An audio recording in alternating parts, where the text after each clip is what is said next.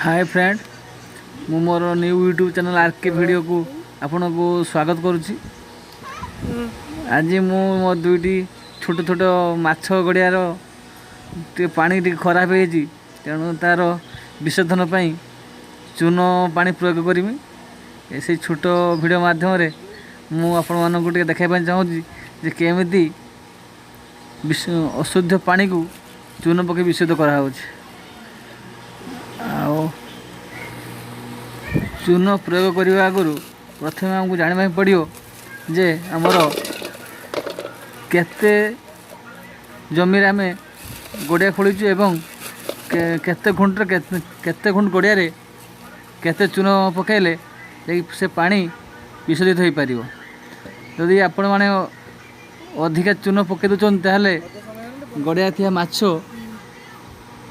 निश्वास नहीं पारे एवं सांगे सांगे अधिका मोर्टालिटी हो तेणु आप प्रथम लक्ष्य करेंगे। तेणु एक घुंट जमी प्रति आपण 1 केजी रु 1.5 केजी मध्य चून एप्लाय करेंगे एवं प्रथम चूनटा को गोटे गामला रखी प्रथम किसी पानी दे मुंडा होता चून गुड़ी को मेल्ट करने पड़ो। लक्ष्य रखिए जिते पानी ढालिए चून चून बहुत जोर से उत्तप्त हो फुटकाणी बाहर। तेणु टे आप निजर सुरक्षा दूरे जी ना हाथ में पड़े फुटका हो एवं उचित मात्रा पानी दे कि समय ठंडा हवा छाड़देवे।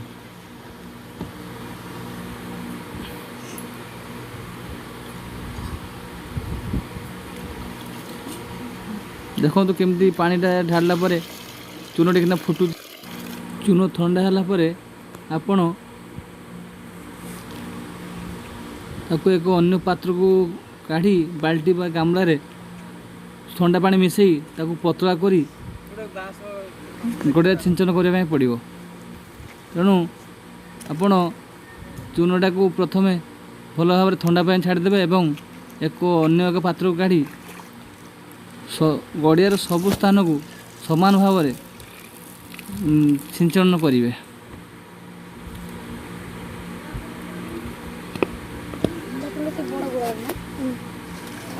देखो तो केमती एक अन्य पात्र को काढ़ी गड़िया सिंचन करुच्ची।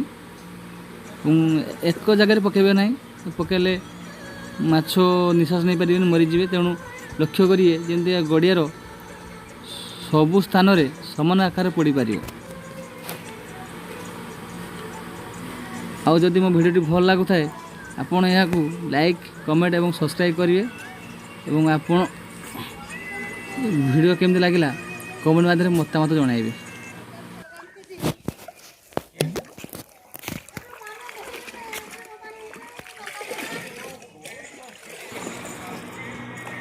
हेलो फ्रेंड, एमती किसी नुआ नुआ वीडियो देखापी आपण मो चैनल आरके सिटी वीडियो को सब्सक्राइब करंतु एवं लाइक कमेंट करंतु एवं शेयर करंतु। मुझे नुआ नुआ वीडियो आपन को दौथी एवं आप देखी किसी शिखुथे।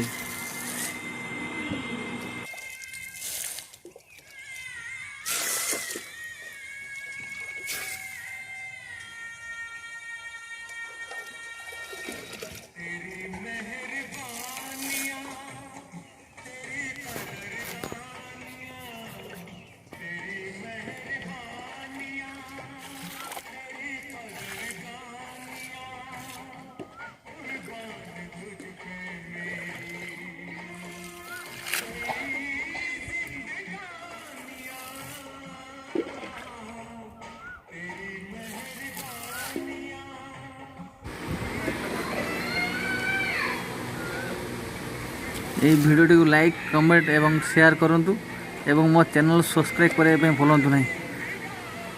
R K city videos.